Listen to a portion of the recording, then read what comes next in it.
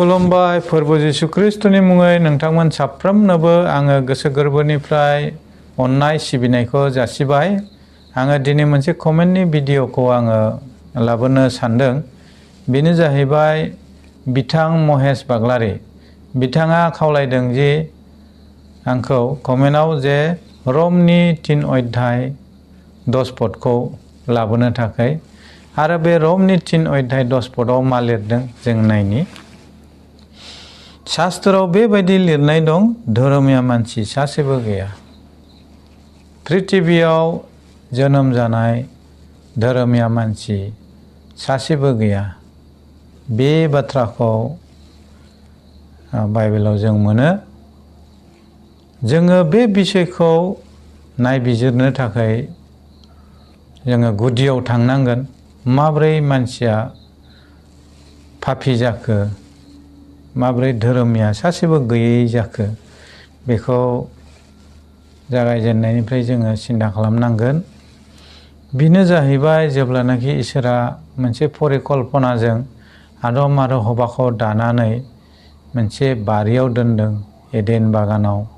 जेब्ला एडेन बारियाव दोनो अब्ला बिसोरखौ सैताना बुरखायनानै पापआव खोख्लैयो।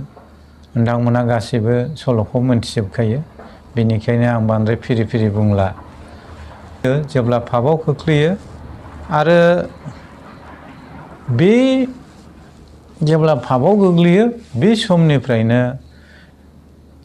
मानसिनि जिबनाव सावा फैदों।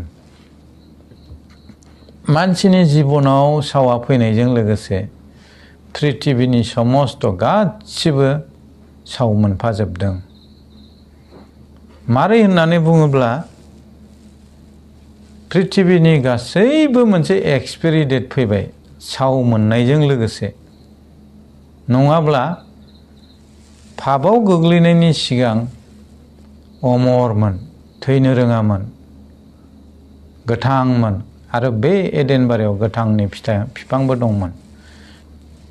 सैताना मानसिनि थाखाय मोजां मावग्राब्ला बियो थैनायनि बिफांनि फिथाइखौसो मानो जाहोखो, गोथांनि फिथाइखौ मानो जाहोआखै?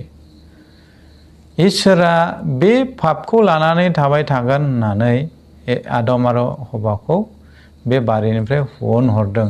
बे गोथांनि फिथाइखौ मोनजागोन बिसोरो नङाबा उनाव, आरो बेखौ मोनजायोब्ला मा जागोन?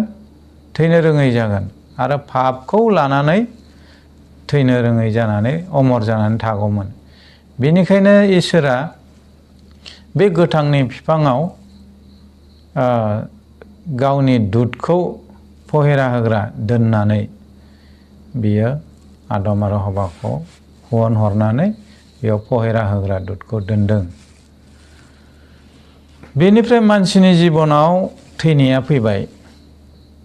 बै फिथाइखौ जानानै मानसियाथ' सानबाय माथो थैयाखसै। सैताना बेखौनो बुंनानै जाहोदोंमोन, नोंसोर थैथारनाय नङा, नोंसोर इसोर बादि जागोन होननानै। बेनिखायनो इसोराबो बुंदों बियो जों बादि जाबाय, मानसिया जों बादि जाबाय, गियानि जाबाय।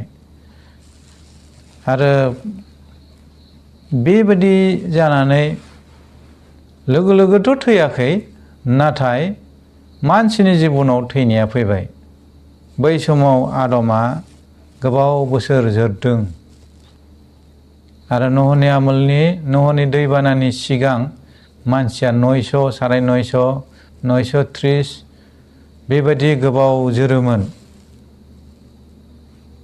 खिन्थु थैनाया अनिबार्य, मानसिनि जिबनाव थैनाया फैदों आरो मानसिजों लोगोसे जेसेबां जिब जुनार गासैनियावबो मोनसे एक्सपायरि डेटआ फैदों। बिफां लाइफां बेबो बोरायनानै मोनसे टाइमाव बिसोरबो थैयो। मोनसे एक्सपायरि डेट। जोङो न' लुयो, जोंनि न' लुनायफ्राबो सिमेन्टजों हाजार धालाय होनानै लुयोब्लाबो बे सिमेन्टआ 100 बोसोर बहाबा 150 बोसोर बिदिनि उनाव डेमेज जालाङो। एक्सपायरि डेटआ पृथिबियावहाय फैबाय। मानसि सासेबो मानसि धोरोमिया गैथारा। मानसिनि जिबनाव पापआ आदम आरो हवानि जेसेबां जोलै दं बे आदम आरो हवाया जेब्ला पापखौ मावो बिसोरनि जिबनाव जेब्ला पाप फैयो आरो बिसोरनि डिएनएआवनो पापा थाखाबाय। पापा जोंनि ब्लाडआवनो थाखाबाय आरो जोङो पापजोंनो जोनोम जाबाय। बेनिखायनो सासेबो गोथार गैया। सोरगो रायजोआव हाबहैनायनि बेबस्था इसोरा जोंनो बानायना होदों। बे बेबस्थायानो जाहैबाय स्वयं गावनो मानसिनि रूपाव फैबाय, गावखौ क्रुसाव बुलि होबाय आरो बे जिसु ख्रिस्ट'नि बुलि होनायजों जोङो इसोरनि रायजोआव हाबनो हानाय मोनसे लामाखौ जोङो मोनबाय। जोंथ' पापी, जोङो जोंनि थैयावनो जोंनि ब्लाडआवनो पापा हाबनानै थाखानायखाय, पापनि मोनसे स्वभाबा जोंनाव थाखानायखाय जोङो इसोरनि गोथार नोगोराव हाबनो थाखाय सम्भबानो नङामोन। बेखौ इसोरा गावनो सम्भब खालामबाय, सम्भब खालामना होबाय। बेनिखायनो जिसुआ बुंदों, आंनो नंगौ गोथां आरो लामाया, आंजों नङाबा बिफानियाव रावबो सौहैया। मानो बुंदों? बे मोनसे बेबस्था, इसोरा जोंनो बेबस्थाखौ खालामना होदों। जों मानसि जाथिया जेसेबांखि गोथार देखाया, जेसेबांखि गावखौ गोथार खालामनानै लाया, जोंनि ब्लाडआवनो जुदि पापा हाबनानै थाखाबायबा आरो जोंनियाव बे स्वभाबा हाबनानै थाबाय। आं एग्जाम्पल मोनसे होनोसै। सासे उन्दै गोरलै गथ'आ माबोरै थगायनो रोंगौ बिमा बिफाखौ सिन्था खालाम। नोङो मोनसे बाल्थिंजों खोबनानै दोन चक्लेटखौ आरो बे गथ'खौ बुं, बाबा नानि नोङो बेखौ बोखारनो नाङा दे, बेवहाय जिबौ दं आरो नोङो बेखौ दोननानै थांदो। बुंगोन बियो औ दे, खिन्थु जेब्ला नों खोबनानै दोननानै थांगोन, नोङो फैनानै नायफैदो चक्लेटआ बोखारनानै जाजोब्बाय। थ' गोरलै बे उन्दै गोरलै गथ'खौ सोर थगायनो फोरोंखो? थ' जों पापजों जोनोम जानायखाय, पापा जोंनाव थाखानायखाय, पापनि स्वभाबा जोंनाव थानायखाय जोङो उन्दैनिफ्रायनो थगायनो सोलोङो, थगायनो रोङो। बेनो जाहैबाय जोंनि पापनि स्वभाब। बेनिफ्राय गासैखौबो जोंखौ गुरग'नाय खालामनो थाखाय ख्रिस्ट'आ गावखौ क्रुसाव बुलि होबाय आरो जों बेनिफ्राय थख' जानो थाखायब्ला जोङो गोथार जिउखौ रिसिभ खालामनो रोंनांगोन आरो गोथार जिउआ लिड खालामोब्ला जोङो बेफोरबादि पापनिफ्राय जोङो गावखौ रैखा खालामनो हागोन। मानोना गोथार जिउआ पाप मावनायनि लामायाव दैदेना। बियो इसोरनि लामाजोंसो, स्रांनि लामाजोंसो दैदेनो। आरो जेब्ला खोमसिनि लामाजों आगान सुरो मानसिया, अब्ला गोथार जिउआ बेयाव सापर्ट खालामा। गोथार जिउआ मानसिनिफ्राय गोजान जायो। आरो बिनि सोमोन्दै जर होनानै 1 जहन 1:6-10 बेयाव ओरैबायदि बुंबावदों, जों बेखौ नायनि। जों बिजों खौसेयाव दं होननानै जोङो बुंब्ला आरो जोङो खोमसियाव थाबायब्ला जोङो नंखाय बुङो आरो नंगौखौ मावा। जोङो खौसेयाव दङ होननानै जोङो बुङोब्ला आरो खोमसियाव थाबायोब्ला, जों खौसेयाव दङ, इसोरजों खौसेयाव दङ, खिन्थु थाबायनाया खोमसिजों जायोब्ला, खोमसियाव थाबायनाया मा रखम बेलाय? बाइबेला जेखौ थिनाखै बेखौ जुदि मावोब्ला जोङो मा होनो? नंगौखौ मावा। जोङोथ' गोबां पापफोरखौ मावो, सानथ्र'हायै पापखौ जोङो मावो, खिन्थु जों खुगाजों बुङो खौसेयाव दं, इसोरजों खौसेयाव दं होननानै। नाथाय बियो गावनो स्राङाव दङ बादि जोङो स्राङाव थाबायब्ला जोंहा गावजों गाव लोगो लाज्लायनाय दं। आरो बिनि बिसा हौवा जिसुनि थैया जोंखौ गासैनो पापनिफ्राय सुस्रायो। जे बाथ्राखौ आं दहाय बुंदों। जोंहा पाप गैया होननानै जोङो बुङोब्ला जोङो गाव गावखौ आन्दायहोयो। जोबोर गिदिर मोनसे खोथाखौ बेयाव बुंदों जे महेश बाग्लारि बिथाङा जे पदखौहाय लानो थिनदों रमनि 3:10 बे एखे खोथाया नैबावहाय 1 जहननि 1 अध्यायनि 8 पदआवबो बे बाथ्राया बेरखांफैदों। जेब्लानाखि जोङो गावखौ पाप गैया गोथार होननानै जेब्ला बुंनानै जों लायो अब्ला जों गावखौसो थगायो, गावखौनो आन्दायहोयो। जोङो बुङोना इसोराथ' मेगन दङ, इसोराथ' नुयि नङा। जोङो इसोरखौ थगायनो थांनायाव जों गावखौसो थगायनाय जायो होननानै बे बाथ्राखौ बेयाव बुंदों। आरो नंगौआ जोंनियाव गैया। जोङो बेबायदि बुङोब्ला जोंनियाव सैथो गैया। नङा आं पाप गैथ्रा, आंनाव पाप गैथ्रा। जाय होनो बिनियाव नंगौआ गैया होनना बाइबेला बेखौ रोखायै बुंदों।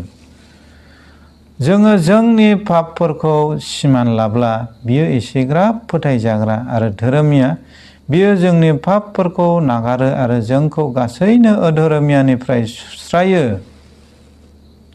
जोङो जोंनि पापफोरखौ जुदि रिपेन्ट खालामो, जोङो गोसो गाबनानै जुदि जोङो निमाहा बियोब्ला बियो एसेग्राब धोरोमिया होनदों। जोंनि गासैबो पापखौ जोंनि अधोरोमियानिफ्राय धोरोमियाव जास्लायहोयो, जोंनि पापफोरखौ सुस्रायो। बे बाथ्राखौ क्लियार बुंदों। जों पाप खालामाखै होननानै जोङो बुंब्ला जोङो इसोरखौ नंखाय बुंग्रा खालामो। बेयावबो आरो बेनिफ्राय देरसिन बाथ्रा बुंबावबाय 10 पदआव। जोङो जुदि पाप खालामाखै होननानै बुङोब्ला इसोरखौसो जोङो नंखाय बुंग्रा साजायनाय बादि जाहैयो। बे बाथ्राखौ बेयाव बुंदों। इसोरा नंखाय बेबायदि। जोंनि गोबाङा बुङोथ' आंनावलाय मा पाप दं, आंनाव पाप गैया बेबायदि। आरो बिनि बाथ्राया जोंनियाव गैया। इसोरनि बाथ्राया जोंनियाव गैया। इसोरनि बाथ्राया थायोमोनब्ला जोंनियाव पापआ थानाय नङामोन। दा जोंनि मोनफ्रोमबो आगान, जोंनि मोनफ्रोमबो बाथ्रा रायज्लायनायाव गोबां पापफोर थायो। बेनिखायनो जों माब्लाबाबो गावखौ पाप गैया, जों धोरोमिया बेबायदि होननानै लानो हानाय जोंहा केपासिटि गैया। एकमात्र गोथार होननानै बुङोब्ला इसोराल'। आरो बे इसोरनि रायजोआव हाबनो थाखायब्ला जोङो बे पापखौ लानानै हाबनो हागोन ना? जोङो जे सालायजों, जोङो जे खुगाजों गाज्रि सोंखारियो गावजों गाव, बे खुगाजोंनो नोङो इसोरखौबो सिबियो, अब्ला बबे मोनसेया एक्सेप्ट जागोन? गाज्रि रायनानैबो जुदि इसोरखौ बाख्नायनायनि बाथ्रा बुङोब्ला बे एक्सेप्ट जागोन ना? बेनिखायनो जोंनि रायलायनाय, जोंनि थाबायनाय गासैयावबो पाप दं। जोङो बे पापनिफ्राय उद्धार जानो थाखाय एकमात्र जिसु ख्रिस्ट' आरो इसोरनि रायजोआव हाबनायनि लामाया जिसुआनो। बेनिखायनो जोङो सामफ्रामबो जेब्लानो गिर्जा खालामो, जोङो जेब्लानो आर'जआव थायो, जोङो गाव गावनि पापखौ सिमान लानांगौ इसोरनियाव। बे पाप सिमान लानायखौ जों लानांगौ। आरो ओरैनोबाबो जोङो मोनथिस्लाबैयाव गोबां पापफोरखौ मावो। बेखौ जोङो जेब्लायबो जोङो सिमान लायोब्ला जिसुआ जोंखौ अधोरोमियानिफ्राय जोंखौ फोसाबो होननानै बेयाव बाइबेलाव क्लियार बुंदों।